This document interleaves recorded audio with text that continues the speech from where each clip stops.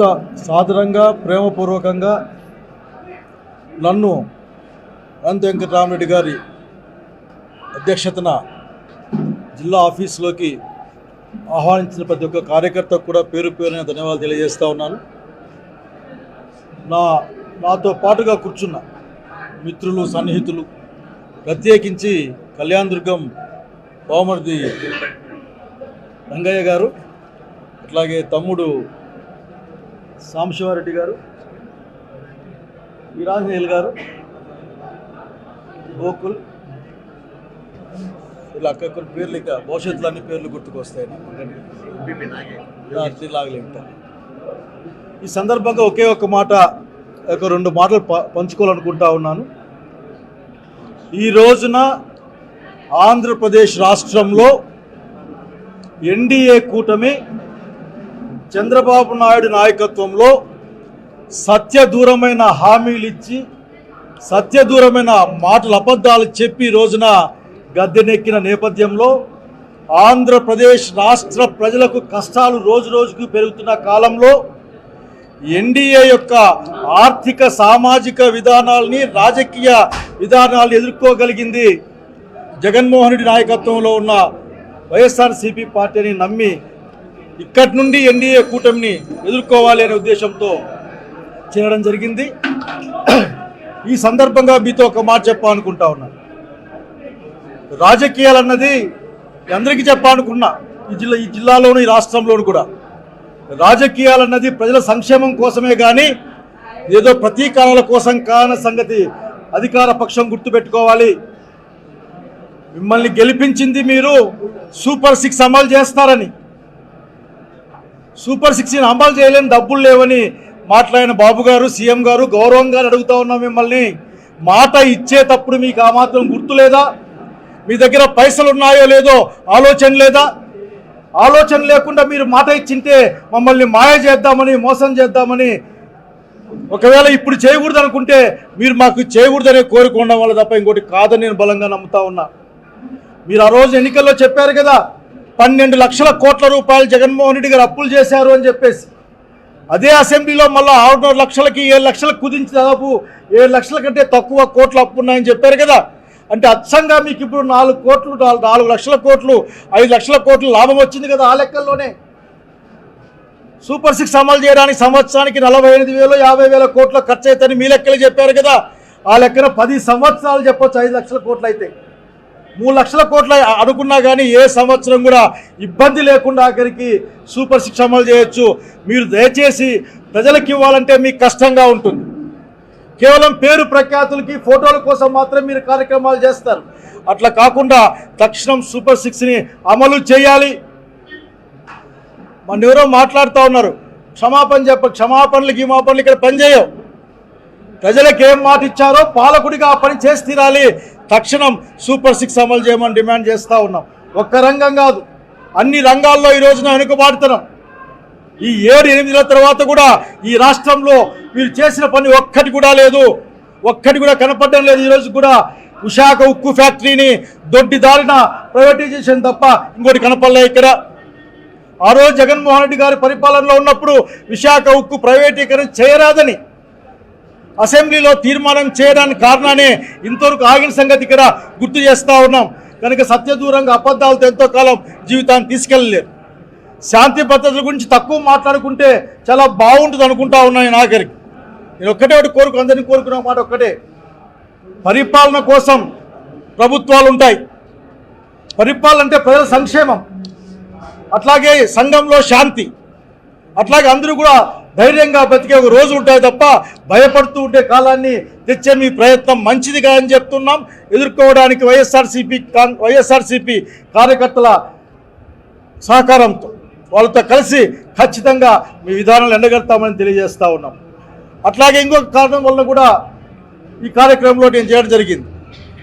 ఈరోజు ఆంధ్రప్రదేశ్ రాష్ట్రంలో ప్రజల కోసం మాట్లాడాలి. ఈరోజు ఎవరు మాట్లాడినా మెడికల్ కాలేజ్ చూసాం కళ్ళు ఎదురుగా.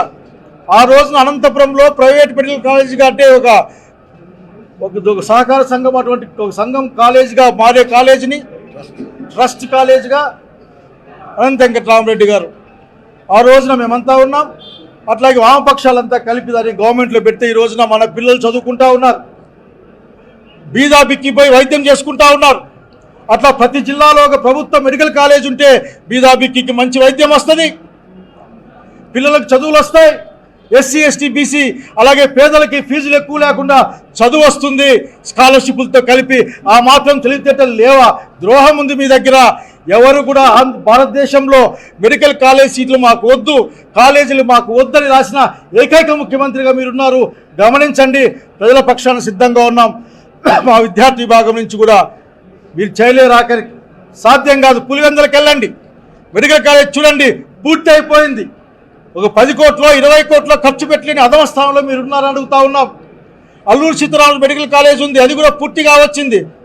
గిరిజన ప్రాంతంలో ఒక మెడికల్ కాలేజ్ గవర్నమెంట్లో ఉంటే గిరిజన బిడ్డలు డాక్టర్లు అవుతారు, అక్కడ ఉన్న పేద గిరిజనులకి వైద్యం అందుతుంది.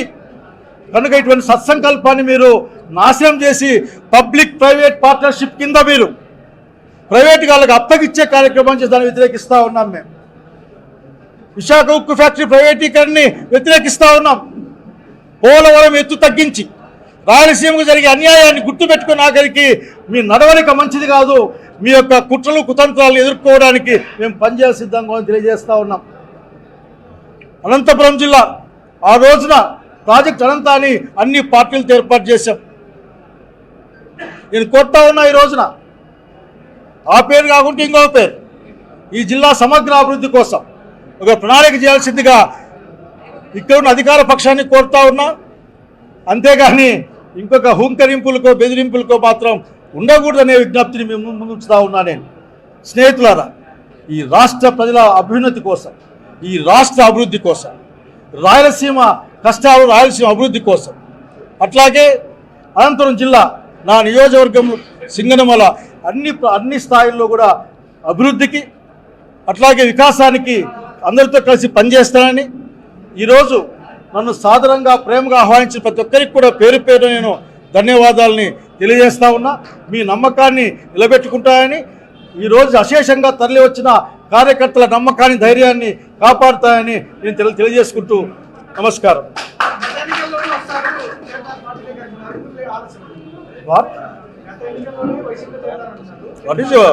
I don't know what is your problem brother. ఈ రోజున చేరుదాం అనుకున్నా, చేరాను. కానీ గతంలో బతకడం నాకు ఎక్కువ ఇష్టం ఉండదు. ఆఖరికి గతాన్ని గుర్తుపెట్టుకుంటా, గతాన్ని మర్చిపోను, కానీ భవిష్యత్తులో ఆలోచన పెట్టుకుంటా. వర్తమానంలో బతికే ఆలోచన నాది. సో ఈ రోజున చాలా విషయాలు చాలా కాలం మాట్లాడుకుంటాం. ఒక్క కొత్త స్కూల్ వచ్చిందా ఈ రాష్ట్రంలో, ఈ జిల్లాలో? నేనంటే బాగుండదు కానీ మేము కట్టినవి కానీ, కనుక మాట్లాడదాం, తప్పేం లేదు. Today is fact.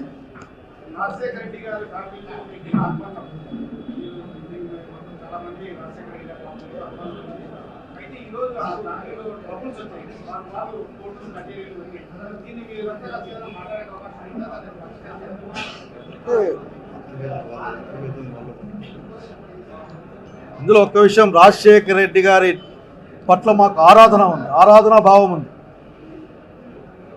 నాయకుడి కంటే పై మెట్లు పెట్టి చూశాం. రాజశేఖర రెడ్డి గారి కుటుంబం బాగుండాలి. అంటే విజయమ్మ గారు ఇంకా యాక్టివ్గానే ఉన్నారు. విజయమ్మ గారు నాయకత్వం తీసుకోవాలి. అన్నదమ్ముల మధ్య, అక్క చెల్లెల మధ్య, అన్న చెల్లెల మధ్య మనమేంటి, రాజశేఖర రెడ్డి గారు బాగుండాలి, రాజశేఖర కుటుంబం బాగుండాలి అనుకునే వాళ్ళని తప్పనిస్తే. కానీ ఇప్పటికైనా ఒక మాట చెప్పాలనుకున్నా, ఇటువంటి పరిణామాలు రాజశేఖర రెడ్డి అభిమానులకు, రాజకీయ పార్టీలకు అతీతంగా బాధపడతా ఉన్నాం. వీటి ఎక్కడో ఒకసారి ముగించుకుంటే బాగుంటుందని కోరుకుంటా ఉన్నాం. కనుక ఆ విధంగా ఆలోచించమని నేను వాళ్ళు ప్రత్యేకించి, పేర్లు ఎందుకు కానీ ప్రత్యేకించి రాజశేఖర కుటుంబ సభ్యులు నేను మనస్ఫూర్తిగా కోరుకుంటున్నాను, విన్నవించుకుంటున్నాను, వేడుకుంటున్నాను.